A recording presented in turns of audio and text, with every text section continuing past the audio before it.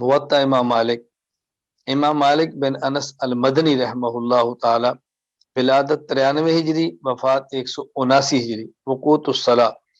वबिही काला हद्दसनी अल-लैसी अन मालिक इब्न अनस अन इब्न शिहाब अन्न उमर इब्न अब्दुल अजीज अखर सलात यौमन फदखल अलैहि उरवत इब्न ज़ुबैर व अखबरहु अन्न अल-मुगीरत इब्न शुअबा अखर सलात यौमन बिल कूफत फदखल अलैहि अबू मसऊद अल-अंसारी रज़ियल्लाहु अन्हु फ़क़ाल मा हाज़ा या मुगीरा अलैसा क़द अलिमत अन्न जिब्रील नज़ल फसल्ला रसूलुल्लाह सल्लल्लाहु अलैहि वसल्लम सुम्मा सल्ला फसल्ला रसूलुल्लाह सल्लल्लाहु अलैहि वसल्लम सुम्मा सल्ला फसल्ला रसूलुल्लाह सल्लल्लाहु अलैहि वसल्लम सुम्मा सल्ला फसल्ला रसूलुल्लाह सल्लल्लाहु अलैहि वसल्लम सुम्मा सल्ला फसल्ला रसूलुल्लाह सल्लल्लाहु अलैहि वसल्लम सुम्मा क़ाल बिहाज़ा उमिरता।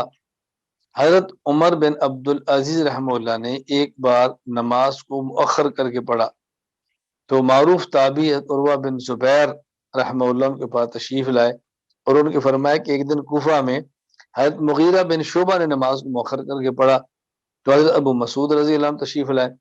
तो हज़रत अबू मसूद ने कहा मा हाज़ा या मुगीरा, मुगीरा ये तुमने क्या किया, नमाज ताखीर से क्यों पढ़ रहे हो।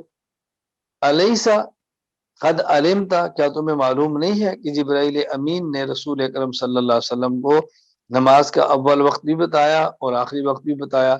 ये सुम्मा सल्ला फसल्ला फसल्ला ये 5 मरतबा जिक्र की है, यानी फजर की नमाज, फिर जोहर की नमाज, फिर असर की नमाज, फिर मगरिब की नमाज, फिर इशा की नमाज। क्या तुम्हारे इल्म में नहीं है। सुम्मा क़ाल बिहाज़ा उमिरता, फिर जिब्राइल अमीन ने कहा या रसूलल्लाह आपको यही हुक्म दिया गया है, ये नमाज का अव्वल वक्त और नमाज का आखिरी वक्त है। उमर बिन अब्दुल अज़ीज़ फरमाने लगे इअलम मा तुहद्दिसु बिही या उर्वा, उर्वा आप क्या कह रहे हैं, तुम्हें अंदाजा भी है। अव इन्न जिब्राईल हुवल्लज़ी अक़ाम लिरसूलिल्लाह सल्लल्लाहु अलैहि वसल्लम वक़्त अस्सलाह, क्या जिब्राईल अमीन ने रसूल अकरम सल्लल्लाहु अलैहि वसल्लम को नमाज का अव्वल आखिर वक्त बताया है।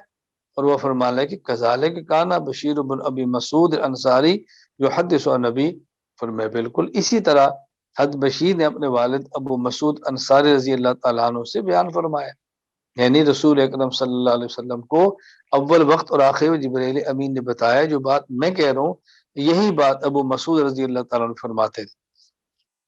क़ाल उर्वा, फिर उर्वा फरमाने लगे वलक़द हद्दसतनी आइशतु ज़ौजुन नबी सल्लल्लाहु अलैहि वसल्लम अन्न रसूलल्लाह सल्लल्लाहु अलैहि वसल्लम कान युसल्लिल अस्र व शम्सु फी हुजरतिहा क़ब्ल अन तज़हर।